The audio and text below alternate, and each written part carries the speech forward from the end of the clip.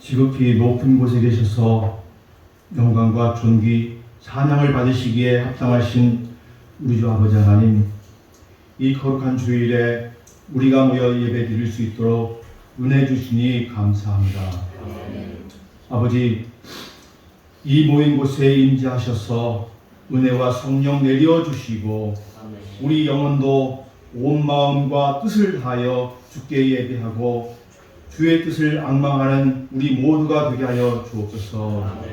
아버지, 우리가 이전에 올 때는 지난 한 주간 힘들고 또는 낙심하여 빈마음 간절한 마음으로 나아왔으나 이 시간 주님의 십자가 말씀 의지함으로 새 은혜 또 더욱 굳센 믿음으로 우리 속에 기쁨과 찬송이 가득하여 돌아갈 수 있도록 주님 함께하여 주옵소서.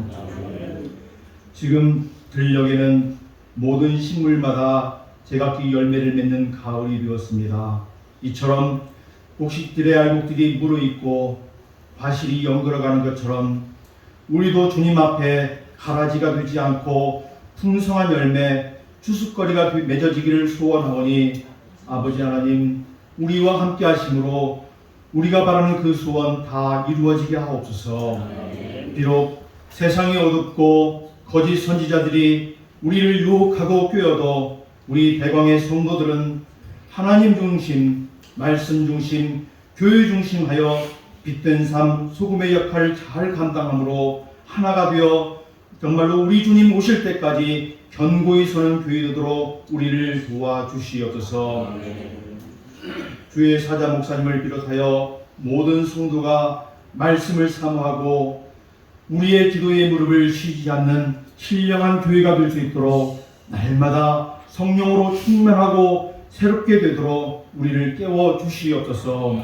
그리하여 우리 대광교회가 이 지역사회와 또 하나님이 맡겨주실 더 큰 구원 사역도 감당하기를 소원하고 기도하오니 아버지 하나님, 우리를 통하여 그 역사도 이루어 주시옵소서. 아버지 하나님, 우리 목사님에게 성령 충만케 하여 주시옵시고 그에게 많은 사역을 감당할 수 있도록 권능도 주시옵소서. 또한 우리 성도들도 날마다 은혜를 더하여 주시옵시사 우리가 가는 곳 또 있는 처소마다 주의 향기 날리게 하시며 우리의 가정이나 생업, 사업, 직장이 형통하고 풍성케 하셔서 우리 하나님께 더 많은 것으로 감사하며 섬기는 복된 성도와 지체들이 되어줄 수 있도록 우리 하나님 축복하여 주시옵소서. 아버지 하나님, 아직도 코로나 방역이 우리의 건강을 염려케 하고 또 전쟁과 여러 원인들 때문에 경제가 또 어려우며 우리 신앙생활도 제약을 받는 상황이지만 아버지 하나님, 우리가 깨닫는 것은 오늘도 하나님의 은혜로만 산다는 것을 알고 날마다 기도하는 그 열심을 쉬지 않게 하여 주시옵소서. 특별히 복음 전하는 선교사들과 우리가 알지 못하는 북한 땅 그곳에서 기도하는 자의 그 기도에 응답하여 주시옵시사 아버지 하나님, 저들에게 하나님의 역사와 그 은혜를 내려 주시옵소서. 오늘 또 예배드리는 모든 곳에서 우리 하나님의 영광을 받아 주시옵시며 이 한 날 우리의 예배를 돕는 모든 손길과 수고를 주님 받아 주시오며 성령님 임재하셔서 이 복된 은혜가 넘치는 감사 예배가 될 수 있도록 간절히 바라옵고 예수님 거룩하신 이름으로 간절히 기도하옵나이다. 아멘.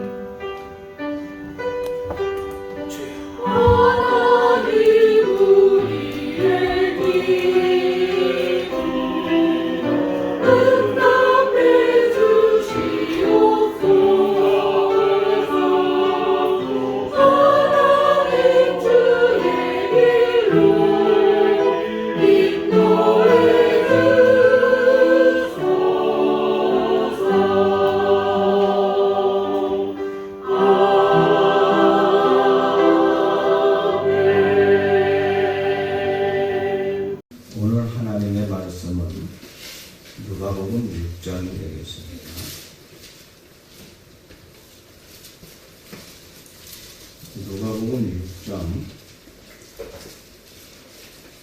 누가복음 6장에서 33절 6절의 말씀에서 38절의 말씀 간단하게 우리가 한번 보겠습니다. 너희 아버지의 잘해주신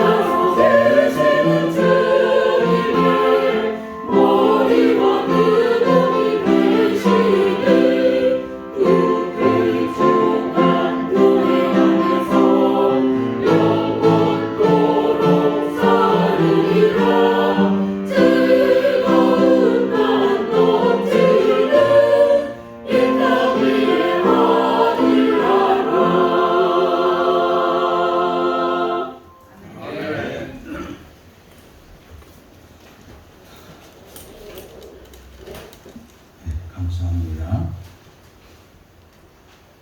우리가 누가복음 6장을 보면은 여러 사건들을 다루고 있죠. 그 가운데서 1절에서 5절까지의 말씀을 보면은 주님께서 안식일에 밀밭을 지나시다가 그 밀을 잘라서 손으로 비벼가지고 그것을 제자들과 함께 드셨다고 하는 말씀이 나오고 있습니다. 그리고 6절부터 11절 말씀까지는 바로 그 안식일에 오른손 마른 사람을 갖다가 주님이 치유해 주셨다고 하는 것. 그리고 12절에서 19절의 말씀을 보면 예수님이 12 제자를 선택했다 하는 것을 자세히 여기 말씀하고 있습니다. 그러면서 20절에서 26절 말씀 보면은 복 받을 사람, 또 화를 받을 사람이 있다. 복 받을 사람은 어떤 거지? 또 화를 받을 사람은 어떤 사람이냐 하는 것을 말씀을 하고 있고, 그 다음에 27절에서 45절까지의 말씀을 보면 우리가 오늘 여기서 보는데 인간관계예요. 인간관계. 전체적으로 인간관계를 어떻게 맺으며 살아가야 되느냐 하는 거예요. 그 가운데서 오늘 보니까 우리가 인간관계는 어떤 삶으로 살아야지 가장 아름답고 하나님 보시기에 귀한 것인가 하는 것을 말씀하고 있어요. 그 다음에 마지막에 46절에서 49절의 말씀을 보면은 지금까지 했던 모든 말씀을 다 행하라고 하는 거예요. 우리가 실천하는 행위의 삶이 필요하다 하는 것으로 이렇게 누가복음의 결론을 맺고 있습니다. 우리가 그 교훈을 전체적인 요약을 본다고 하면은 원수를 사랑하고 그를 위하여서 기도하고 그가 달라고 하면 주라고 하는 것이고 남을 대접하고 또 자비를 행하고 누군가 정죄하지 말고 가슴 아프게 했다 할지라도 용서하고 주라고 하는 것입니다. 중요한 것은 그 뒤에 뭐예요? 그리하면 받으리라 하고 말씀을 하고 있어요. 받는다고, 다시 받는다고 하는 거예요. 대부분 우리의 어떻게 보면 이 말씀은요, 목사님, 그건 내 상식으로는 도저히 이해가 되지 않습니다. 어떻게 모든 사람들에게 더더군다나 원수된 자에게 그것을 나누어 주고 베풀면서 살아갈 수 있겠느냐 하는 것이죠. 그래서 순종하고 실천한다고 하는 것이 사실 어떻게 보면 어려운 걸지 모르기 때문에 이것은 하나의 주님께서 명령으로 말씀하시고 있는 명령. 명령은 뭐예요? 해도 되고 안 해도 되고가 아니죠. 반드시 해야 된다고 하는 겁니다. 그러나 우리가 성경 전체를 사실 살펴보면요, 굉장히 실천하기 어려운 것 같은데 어려운 것을 강요하지 않는 거예요. 그 어려운 것을 하나도 지시한 적이 없다고 하는 거예요. 어렵다고 하는 건 왜 어려웠냐? 요거 사탄하고 주님과의 관계에 있어서 요거 우리가 판단 잘못하기 때문에 넘어가는 것이기 때문에 사실 우리 인간이 얼마든지 할 수 있기 때문에 주님이 하라고 말씀을 하고 있다고 하는 것입니다. 그러면 오늘 우리가 한번 생각을 해보는데 우리가 전체적인 면을 본다고 하면 뭐라고 그랬죠? 아까? 원수를 사랑하면서 나누며 기도하라고. 오늘 제목이 뭐예요? 나누라 이거예요. 나누. 인간이라고 하는 것은 나누어야 된다고 하는 것입니다. 자, 나누기 위해서 우리가 첫 번째로 생각을 하는데 나누는 삶에 있어서 중요한 것은 원수를 사랑하라고 하는 것입니다. 원수에 대한 사랑을 말씀하고 있어요. 오늘 보면 27절, 28절을 이제 말씀을 보면은 너희 원수를 사랑하며 너희를 미워하는 자를 선대하며 너희를 저주하는 자를 위하여 축복하며 너희를 모욕하는 자를 위하여 기도하라. 35절 이어서 보겠습니다. 또 35절에 보면은 오직 너희는 원수를 사랑하고 선대하며. 자, 여기 이 말씀 27절과 28절 35절에 있는 말씀을 통하여서 나타나는 것이 뭡니까? 무슨 단어가 쉽게 들어오죠? 원수라고 하는 단어가 들어와요. 이 왼수 덩어리가 누굽니까? 지 남편이 아니에요. 여자들이 왼수 덩어리라고 그러는데 왼수 덩어리는 남편이 아니고 내게 정신적인 피해라든지 경제적인 피해라든지 도저히 용서할 수 없을 정도로 나에게 엄청난 가해를 한 사람이에요. 그런데 그런 사람에게 어떻게 하라고요? 사랑하라, 선대하라. 좀 더 나아가서 뭐예요? 축복하라고 하는 거예요. 그리고 그를 위해서 애절하게 기도까지 하라고 하는 거예요. 자, 유대인들은요, 예수님을 갖다가 죽을 죄를 졌다고 하면서 법정에다 고발을 했습니다. 그래서 법정으로 넘어갔는데 그 법정에서 최고의 자리에 올라가게 되는데 그 최고의 자리는 우리나라는 어디죠? 대법원이에요. 근데 그 당시는 누구에게 올라가는 게 최고의 법이냐? 총독에, 빌라도 총독에게 올라가는 거예요. 그러니까 빌라도 총독도 역시 그것을 판단하기 위하여서 내가 공정한 재판을 해야지 하면서 계획을 가지고 이제 예수를 갖다가 하나하나 신문하게 됩니다. 신문할 적에 그 재판에 필요한 사람이 있는데 그게 누구냐? 증인이에요. 그 사람이 뭘 잘못했다 하는 거를 증인들이 나와야 된다고 하는 거예요. 그런데 증인을 채택하려고 하니까 유대인들은 내가 하겠다고 너도 나도 내가 하겠다고 하는 것입니다. 그런데 빌라도가 살펴봐도 저들이 증거를 알고 있지만 저 믿을 수가 없다고 하는 거예요. 저분은 틀림없이 죄가 없다고 하는 거예요. 그 빌라도는 죄가 없다고 하는 것을 신문과 여러 가지 이 재판 과정에서 볼 수가 있어요. 그래서 빌라도가 그 재판을 우리 예수는 무죄다 하는 것을 선포하지 아니할 수 없다고 하는 거예요. 그래서 재판 과정이 그렇게 진행되고 있는데 아우성을 칩니다. 이런 기밀을 알아채린 유대인들이 왕 떠들어대기 시작하는 거예요. 밤새도록 촛불을 들고 나와가지고 농성을 합니다. 예수를 못 박아라. 예수를 십자가에 못 박아라. 예수를 못 박아라. 십자가에 하면서 집단 농성을 하기 시작하는 거예요. 빌라도가 거기에 기겁을 하게 됩니다. 그래서 하는 수 없이 사형 선고를 내리게 되었다고 하는 것이에요. 자, 이렇게 죄 없으신 예수님을 갖다가 그들은 십자가에 못 박는다고 하는 것이에요. 여러분, 그럴 적에 생각해 보세요. 예수님의 입장 속에서는 누가 믿겠어요?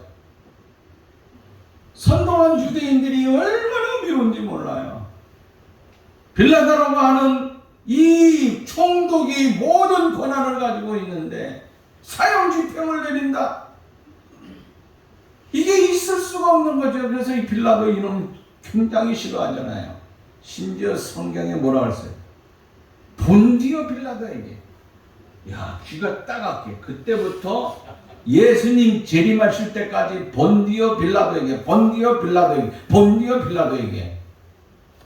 오늘 전 세계 국가가 본디오 빌라도에게 하고 외치고 있다고 하는 거예요. 빌라도는요, 지옥에 가서도 편치 못할 것 같아요. 계속해서 전 세계에서 아우성치기 때문에.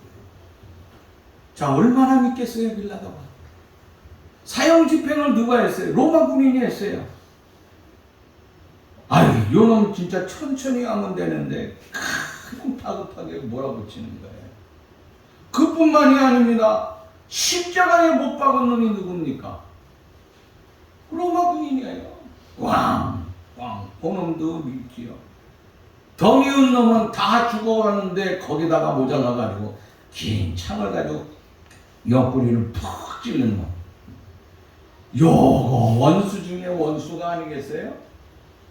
그뿐만이 아닙니다.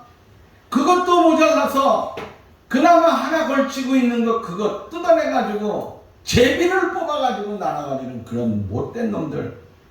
이야, 그나마 그거 있는데 이것까지 하면서 그것도 모자라서 침을 뱉고 희롱을 하는 것들이 있습니다. 그런데 가만히 생각해 보니까 내가 이렇게 되기까지 어떤 놈 때문에 그래요? 어떤 놈 때문에 그래요? 에? 누구?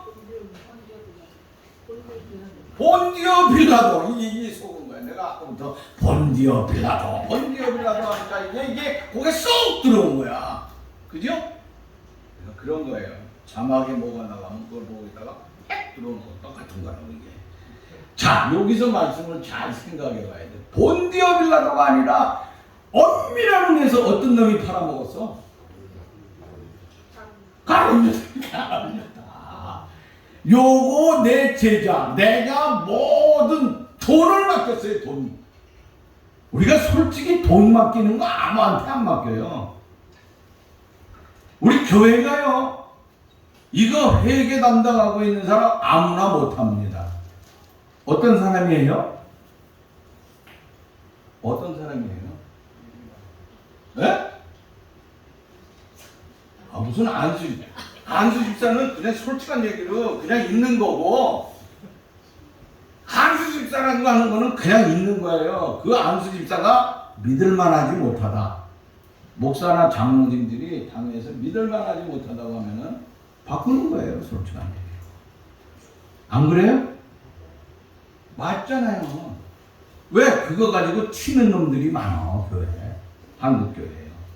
작은 교회 안 튄다고요? 천만의 말씀이에요. 작으면 작을수록 더 시험 들리고. 왜? 어려우니까. 에이, 요거 남아있는 거, 요거 나라도 먹자. 요러는 것들이 얼마나 많은지 몰라요. 누가 나쁜 놈이에요? 하나님가. 진짜 나쁜 놈 아니에요. 하나님은요, 대강교회 작지만요, 무지무지하게 복을 주셨어. 진짜예요, 진짜. 여러분, 저도 복 받았고요, 여러분도 복 받은 거예요. 너무너무 감사한 게, 장장님, 이어서 우리 윤 집사님, 내가 그냥 가만히 있어도 돼. 뭐 물어볼 필요도 없어요. 어? 하라고 지시할 필요도 없어요, 당장. 이게 저절로 저절로.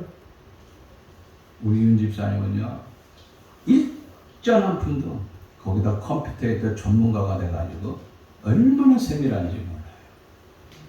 그분 칭찬하려고 하는 게 아니라 오늘 원방스러운 거 얘기하다가 공유가 가릅니다. 여러분, 이 정도 생각해 보세요. 십자가에 못 박은 놈 시작해가지고 근데 직속. 여러분, 예수님에게 가장 사랑스러운 사람, 믿을 만한 사람 누구겠어요? 12명이에요, 12명.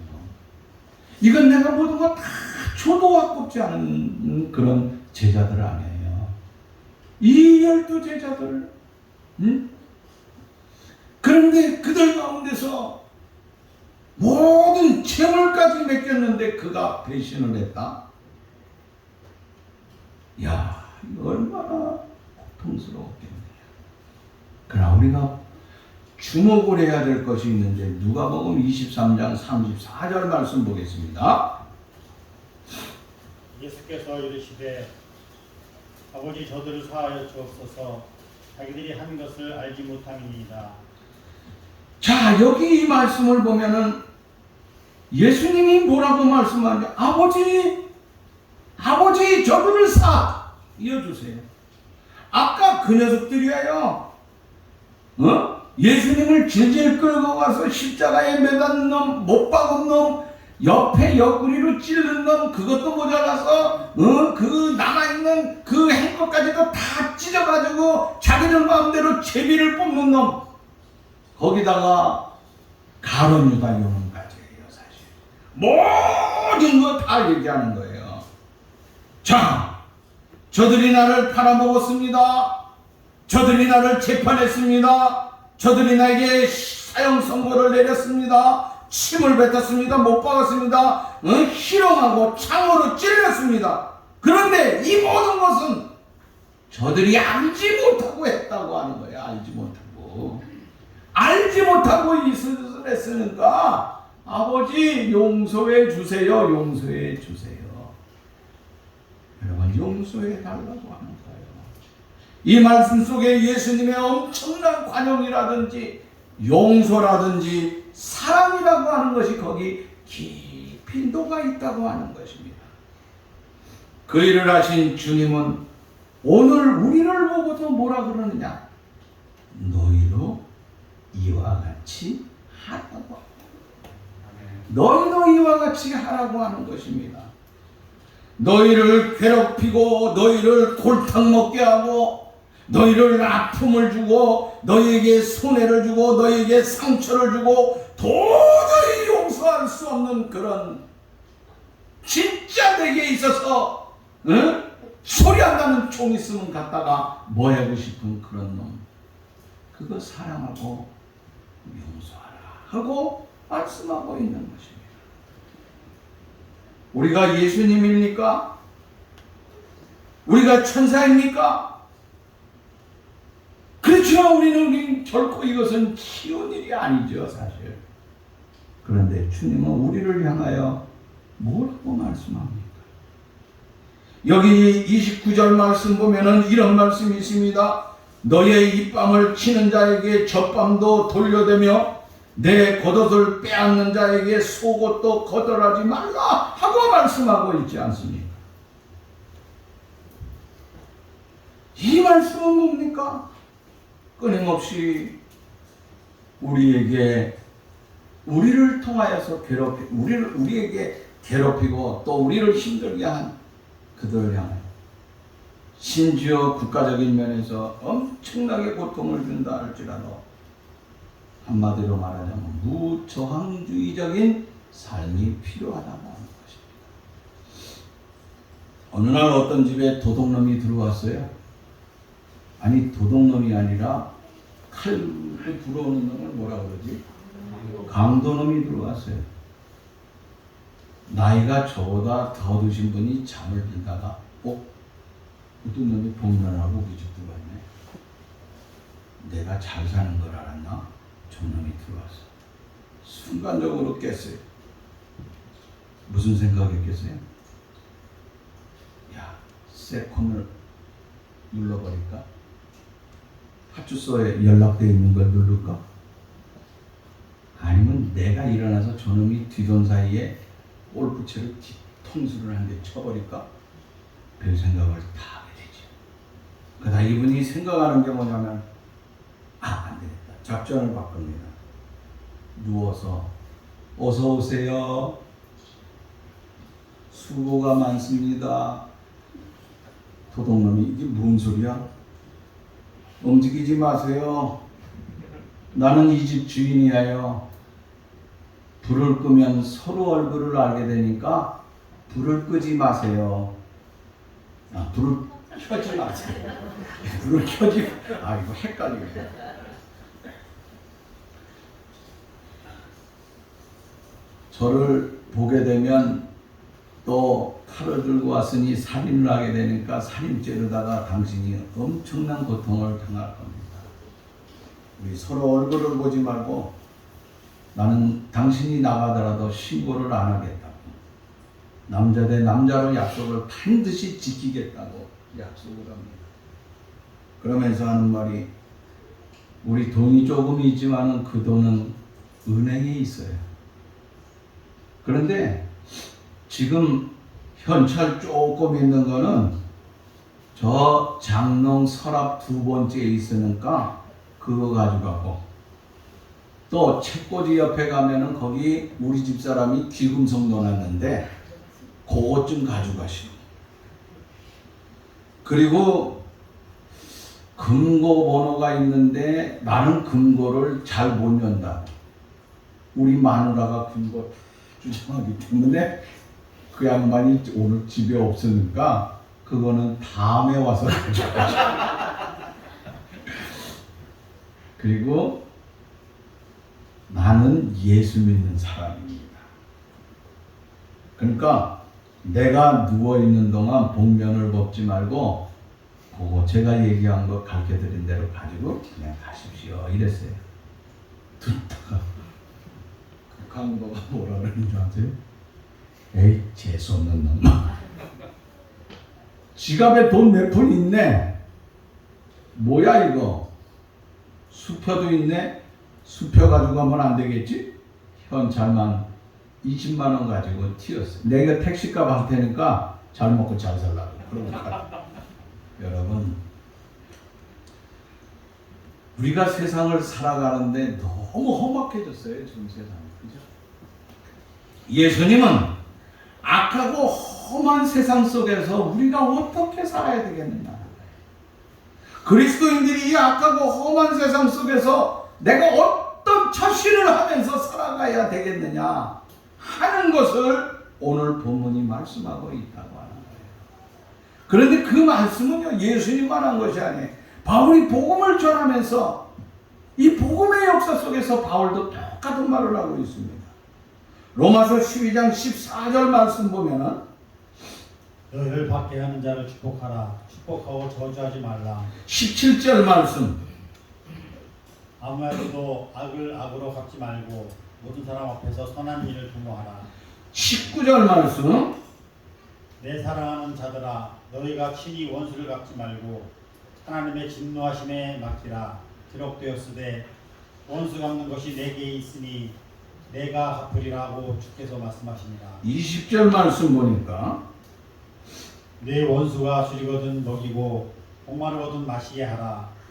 그리함으로 내가 숯불을 그 머리에 쌓아 놓으리라. 자, 이 말씀 바울이 로마의 사람들에게 이와 같이 교훈한 말씀은 너무나 예수님의 말씀과 똑같아요. 다시 말하자면 진정한 용서라고 하는 것을 말씀하고 있는데 바울도 뭐라고요? 진짜 내가 용서할 수 없는 사람, 용서하기가 힘든 사람을 용서하라고 하는 것입니다. 진정으로 내가 사랑할 수 없는 그런 사람, 진짜 부모까지도 원수가 되었던 그 원수들까지도 사랑하는 그 사랑의 삶이 있어야 된다고 하는 것입니다. 예수님의 십자가가 그 용서와 사랑의 실천을 보였던 것처럼 오늘 그리스도를 쫓아 살아가려고 하는 사람들에게는 주님을 닮은 그 사랑, 그 사랑의 삶, 희생의 삶을 실천하며 살아가야 된다고 말씀하고 있는 것입니다. 우리가 세상에 악하고 힘들지만은 이 악하고 험한 세상 속에서 우리도 힘들지만은 주님이 우리에게 명령하신 원수를 사랑하라고 하는 말씀, 조금씩이라도 한 걸음 한 걸음 가까이 나아갈 수 있는 우리의 소중한 삶이 될 수 있기를 간절히 아멘. 두 번째는 나누어주라고 하는 거예요. 자, 오늘 여기 본문 말씀에 보면은 30절 말씀 보면 이런 말씀이 있습니다. 네게 구하는 자에게 주며 이것을 가져가는 자에게 다시 달라 하지 말며 31절 말씀. 남에게 대접을 받고자 하는 대로 너희도 남을 대접하라.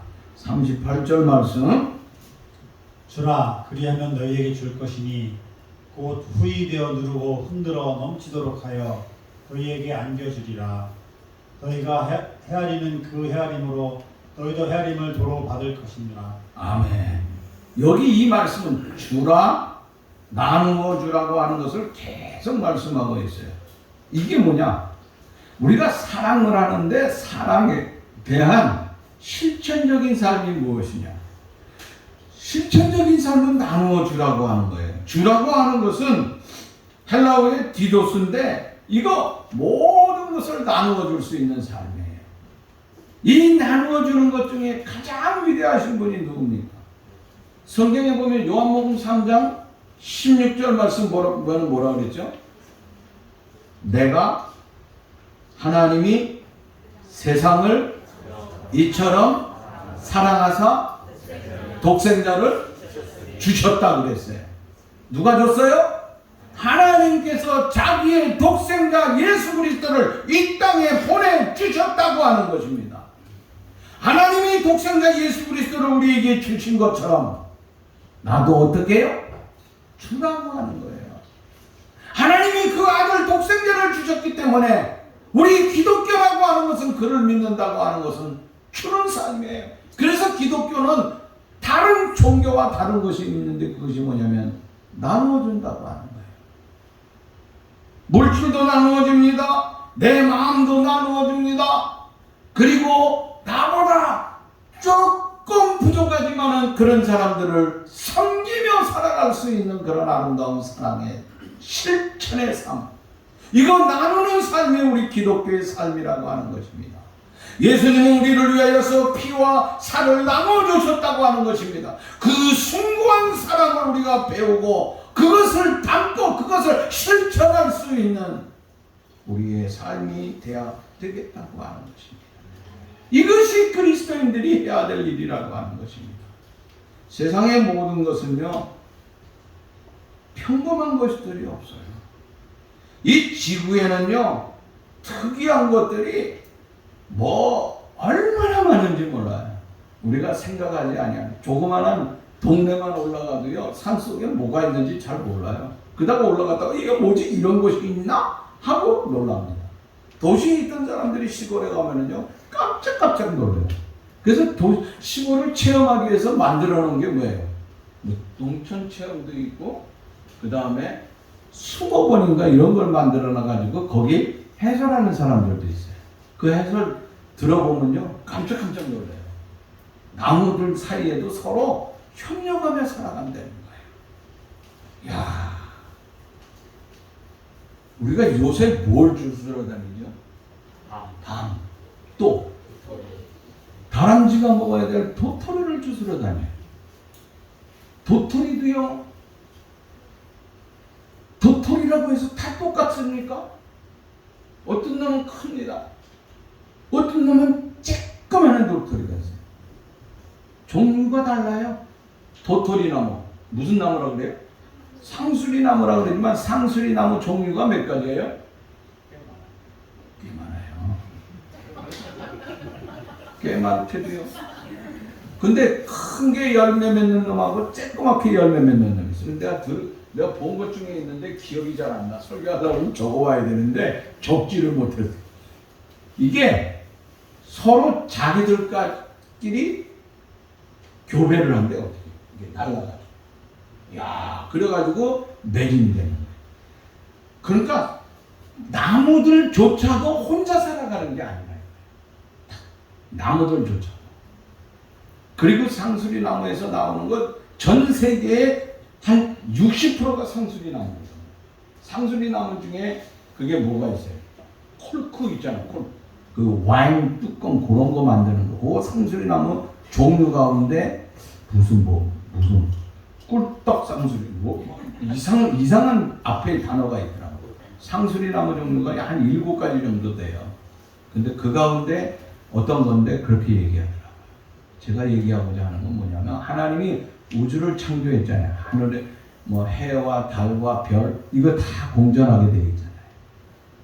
다시 말하자면요, 세상의 모든 것은 혼자서 가는 것이 아니에요. 서로 공존과 부존의 힘에 의해서 이루어진다고 하는 거예요. 하물며 지구에 사는 인간이라고 하는 거는요, 하나님이 만드신 인간도 똑같다고 하는 거예요. 서로 어떻게 해요? 나누면서 살아가야 된다고 하는 것이에요. 우리가 나누지 않으면서 내 맘대로 내 것만 가지고 나만 잘 먹고 잘 살아야 된다는 이런 마음을 가지고 가면 어떠느냐. 하나님의 창조의 원리를 벗어나는 행위의 삶을 사는 것과 마찬가지라고 하는 것입니다. 여러분, 과학적인 용어 중에 가운데 부력이라고 하는 말이 있어요. 부력이 뭐죠? 물을 뜨는 힘. 이걸 만든 사람, 만들어낸 사람이 누구냐면은 그 용어를 만들어낸 사람이 아르키메데스라고 하는 사람이에요. 이 아르키메데스라고 하는 사람이 어느 날 우리 좀 어디 가든지 한번 생각을 해보면 우리도 할 수 있는데 왜 이거 못했을까? 이 사람이 이걸 어디서 생각했냐면요, 우리가 요새 코로나 때문에 못 가잖아요. 그죠? 뭘 못 갑니까? 목욕탕. 금방 알아듣네. 목욕탕에 가면요, 누우면 어땠죠? 뜨는 거예요. 아르키메데스가 목욕탕 갔는데 이게 자기가 뜨는 거. 이게 뭐지? 거기서 발견한 거예요. 그래서 어떤 그 밀도가 큰 물질이 작은 밀도를 가진 물체를 갖다가 위로 밀어내는 힘. 이런 것이 부력이라고 하는 거예요. 그래서 우리는 말하자면요, 우리가 풍선을 띄우잖아요. 풍선에. 에드버림이라고 그래. 그거를 띄우면은 여기서 바람의 분향에 따라서 대전으로 날아갈 수도 있고 평양으로 날아갈 수도 있어요. 그걸 이용하잖아요. 그런데 그때에 그 풍선이라고 해서 그냥 풍선에 바람만 그 안에 불어놓는다고 해서 그게 다 날아가는 겁니까? 아니잖아요. 띄워주는 것도 있고 거기에 뭐를 집어넣어가지고 그 다음에 그것을 밀어주는 역할을 하는 것까지 있어야 된다고 하는 거예요. 그래서 말하자면 서로 다른 힘에 의하여서 뭐 300km, 500km 이렇게 날아가기도 한다고 하는 거지. 이런 공식을 갖다가 우리의 삶에 한번 적용해 보자고 하는 거예요. 그걸 적용하면 어떠냐 이거예요. 자, 이걸 적용하는 삶을 우리가 성경에서 우리가 한번 볼 수 있다고 하는 것입니다. 이 공식을 적용해 보면은 전도서 4장에 보면은 9절 말씀에 이런 말씀이 나와 있습니다. 두 사람이 한 사람보다 나음은 그들이 수고함으로 좋은 상을 얻을 것입니다. 두 사람이 한 사람보다 낫다 그랬어요. 10절 말씀 보면은 혹시 그들이 넘어지면 하나가 그들을 붙들어 일으키려니와 그 동물을 붙들어 그 일으켜 동물을 붙들어 일으키려니와 홀로 있어 넘어지고 붙들어 일으킬 자가 없는 자에게는 화가 있으리라. 혼자 있어 넘어지면 화를 당한다고 합니다. 제 친구 중에 노일호 목사님이라고 있죠. 어느 날 갑자기 저하고 야 수고해 나 갈게 딱 뒤돌아섰는데 그 자리에서 요러고 넘어졌어요. 요러고 꽝 땅 돌았습니다. 혼자 있었으면 어떻게 될까요? 네? 갔어요. 하나님이 불렀어요. 금방 내가 돌아섰는데 잘 가 그랬거든. 딱 돌아섰는데 얼른 와서 119 신고 바로 명주병원. 누구 때문에 살았어요? 두 사람이 같이 있었어. 혼자 있었으면 갔다 이거. 그 말이야 지금요. 자 11절 말씀. 두 사람이 함께 누우면 따뜻하거니와 추워도 두 사람이 있으면 따뜻해요. 12절 말씀. 한 사람이면 패하겠거니와 두 사람이면 맞설 수 있나니 흑역줄은 쉽게 끊어지지 아니하느니라. 아멘. 이 말씀 다 무엇을 말씀하고 있습니까? 서로 힘을 합치라고 하는 거예요. 서로 힘을 합치면요 엄청난 힘이 생긴다고 하는 거예요. 혼자 하는 것보다 둘이 하는 것. 하나의 손을 끊는 것보다 두 개, 세 개 있을 적에 끊기가 어려운 거예요. 우리가 합친다고 하는 것이 얼마나 중요한지 몰라요. 자, 그렇다고 하면요, 이 말씀, 전도서에 나타나 있는 말씀과 오늘 누가복음 6장에 있는 말씀을 우리가 함께 교훈을 삼는다고 하면은 힘을 함께 모아야 된다고 하는 것이죠. 그리고 힘을 함께 모으면 그 힘이 엄청나게 커지는데 그 힘을 가지고 어떻게 해라? 서로 사랑하며 나누라고 하는 것입니다. 가지고 있는 힘을 통하여서 나눠. 그래서 주라. 그리하면 너희에게 줄 것이요 후이되어 누르고 흔들어 넘치도록 하나님께서 허락해 주신다 그랬습니다. 여러분 우리 사회는 부족한 것이 있습니다. 그것이 뭡니까? 노블레스 오블리주. 노블레스 오블리주라고 하는 것이 뭡니까? 높은 지위, 사회적인 신분을 가진 사람은 그 도덕적 의무가 따라야 된다고 하는 것입니다. 그런데 이것이 다른 나라에도 많아요. 심지어 선진국이 아닌 나라에서도 있다고 하는 거예요. 우리는 지금 어떻다고요? 전 세계의 최고의 선진국의 나라라고 하는 거예요. 응? 뭐 10대에 속한다. 10번째에 속한다. 이런 소리 하지 마세요. 다녀보면요. 세계 최고의 미국보다도 더 천사예요. 실질적이면. 일미 일본은 내가 보니까 제 친구 같아요. 중국은 발바닥에 떼요. 그 정도로 대단해요. 대한민국이요. 그럼 우리가 어떻게 해야 돼요? 나눔을 주는 삶을 살아요. 우리나라의 최고의 나눔의 그 대변하는 얼굴이 누구죠? 유한양의 유한열 씨. 세상을 떠날 적에 그 엄청난 재산을 갖다가 사회사업을 위하여 또 뭐 의학사업, 그 다음에 뭐지? 학교, 교육사업을 위해서 다 내던졌어요. 자녀들에게 준 게 별로 없어요. 근데 그 자녀들 가운데 또 열심히 살아서 또 많은 것을 소유했어요. 딸이 세상을 떠날 적에 또 어떻게 하느냐? 아버지하고 똑같이 행동하는 거야. 다 줘. 이야. 목사님 나도 줘보세요. 나도 할 수 있어요. 그렇죠. 그 할 수 있는 거는 언제 할 수 있느냐? 적은 것이지만 함께 힘을 모아서 나누는 거예요. 사랑을 나누는 거예요. 그렇게 주기 위해서 어떻게 마음부터 써야 돼요. 입으로, 마음으로 조그마한 것을 함께 나누다 보면 우리도 그런 자리에 들어갈 수 있다. 여러분, 그들의 삶은 얼마나 행복했겠어요. 그 삶이 행복한 것뿐만 아니라 누가 보기에 행복해요? 우리도 그런 분을 가지고 있다고 하는 거예요. 이 민족이 얼마나 행복한 민족인지 몰라요. 자, 그러나 나눌 줄 모르면 어떻게 됩니까? 나눌 줄 모르고 나만 챙기다 보면은 법에 걸리는 거예요. 이런 법 저런 법에 걸리는 거예요. 그죠? 그래서 무슨 뭐 정기 무슨 법, 그 다음에 또 무슨 법 해가지고 딱 걸려요. 그런 법에 안 걸리면 무슨 법에 걸려요?